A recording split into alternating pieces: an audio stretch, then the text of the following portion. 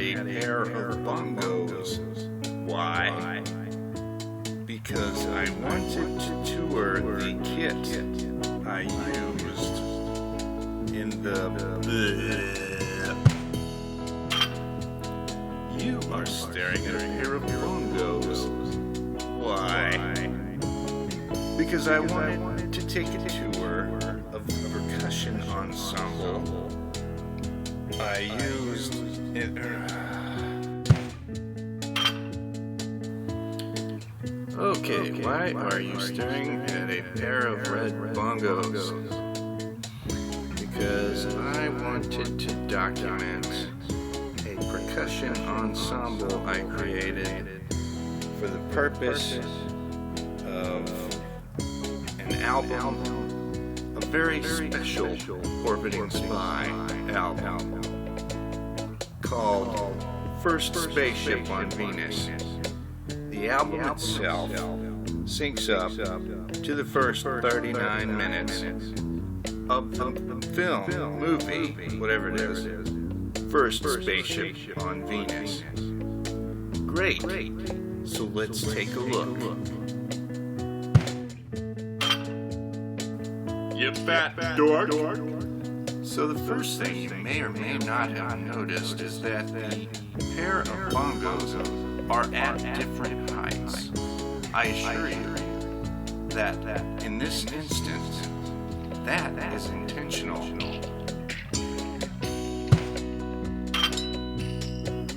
I split the pair and mounted them comfortably for me, exactly how I wanted them to be mounted. This kit went on the right side of some other drums, but on the album was played unattached to that side of drums. A completely different drum set was used. More on that some other time. This is specifically about this percussion ensemble, which you can hear in the Orbiting Spy album, First Spaceship on Venus. You're an idiot. Different types and textures of furniture pads were used upon the bongo heads themselves to create different tones and sounds and feels. This specific bongo kit was for the studio and studio purposes.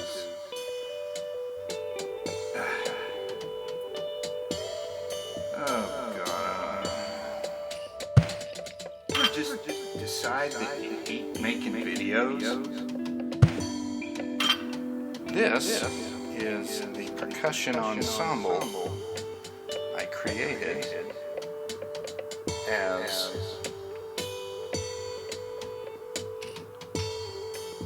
additional sounds for the film that we scored the first 39 minutes of the First Spaceship on Venus.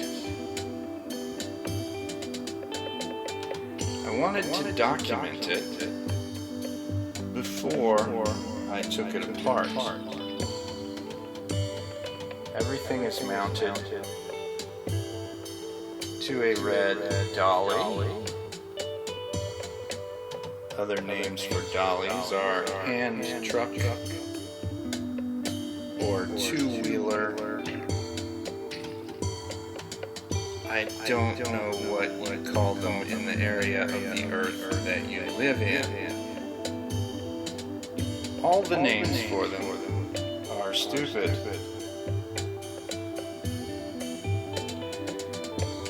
Okay.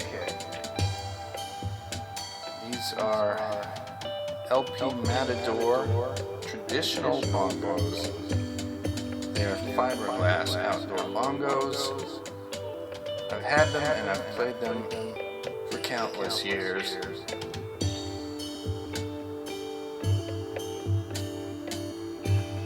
For this, I finally took the plunge and I separated them and mounted them individually at different heights. I kept the midsection so I can put them back together as a pair, but the bongo stand I had just was not right for this specific task. The heads are fairly heavily muted. We live in an apartment. I'm playing them indoors in a studio situation, and I have used various types and textures of furniture pads upon the heads to create different sounds when striking different places on the bongos. It makes for some more interesting patterns in my humble opinion.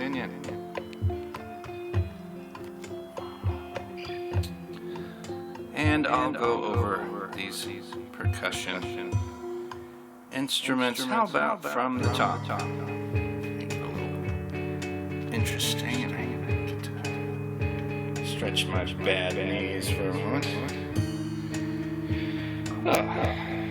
Okay, at the top. On the percussion shelf, which is mounted to the dolly, little is kept. Everything is attached. Well, many things are attached below it. Above it is attached one of the cymbal stands of the two that were used. Most of its use is below it. There's one mallet here, and one mallet I could reach up and grab with one hand, and I could play this bell plate, which I used once during the film, and this Chinese cymbal. They are called that. I am not being racist. I used it with this. I used with the stick end of the mallet. This I used with the mallet end, and I used it as a gong. It sounds great as a gong. It's a wonderful way to mimic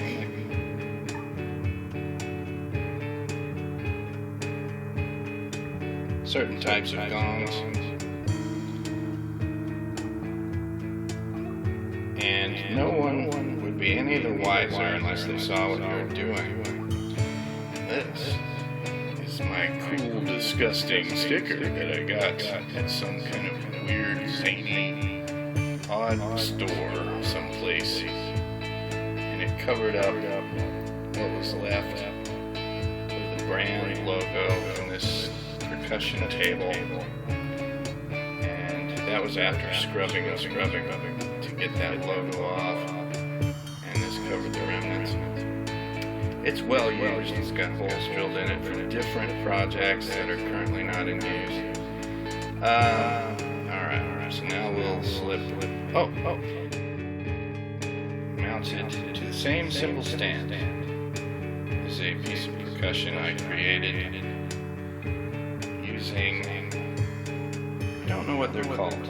You get them at the hardware store, and they're for connecting lumber together that was cut incorrectly to make a proper joint in the lumber. Like this one, I guess it caps too, and you can put different screws in them and join them. For, I guess, like one example would be for right angles. This is not for right angles, but that's what the piece was intended for. It has split rings hung through the holes, and it has a percussion collection I've created. There is a triangle.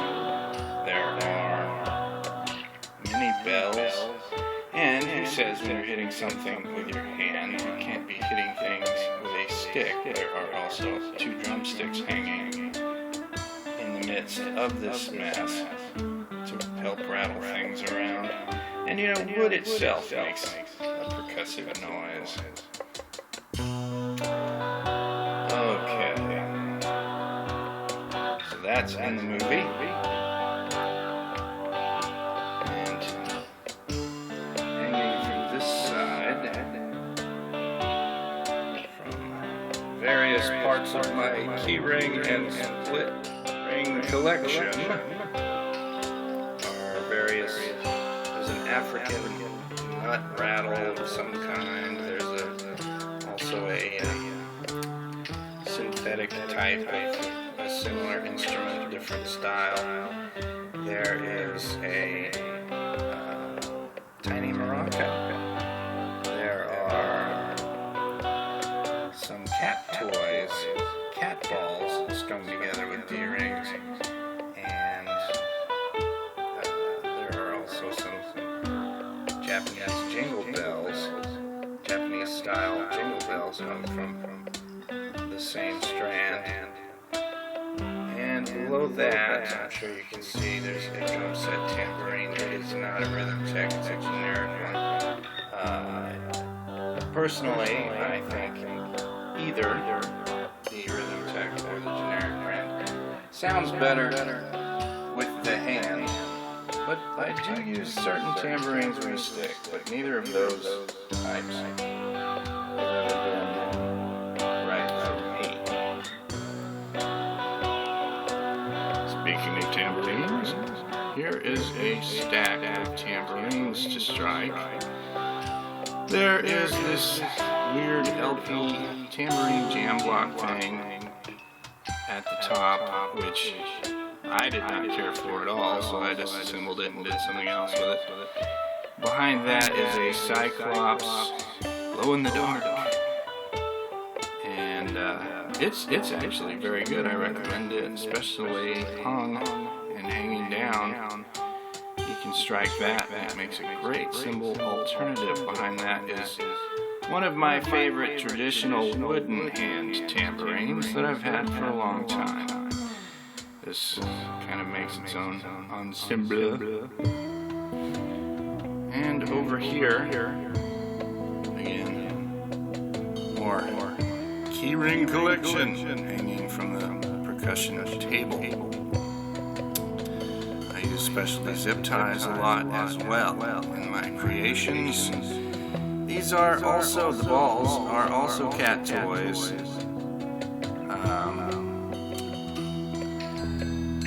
And they are joined with D-rings and have more traditional. No, these are also Japanese style jingle bells. They are a different size than the small ones. The Japanese jingle bells at Daiso are far superior to the Christmassy style jingle bells available everywhere certain times of year, but I use both. This is some kind of drink holder that has jingle bells mounted with D-rings that hangs right there. And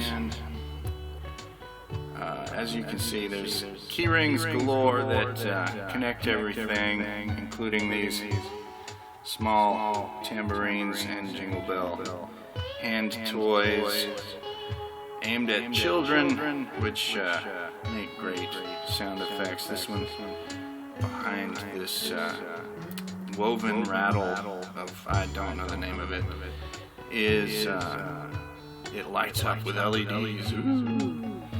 But yeah, they're all kind of hung together. And you would think, well, this is chaos. It's controlled chaos. If you practice with it, you can hit it different, strike at different places, and make different sounds very intentionally. Several of them are obvious, and several of them take a little more practice. But this is a can rattle that I custom made with coffee cans from trip to Japan as a tourist, they have these vending machines everywhere that serve these cans of coffee, and I kept purchasing them and drinking them, and was able to bring them home as souvenirs, and my luggage got checked at security, and I had to explain, but it didn't take too long. And it makes a very distinct sound as well.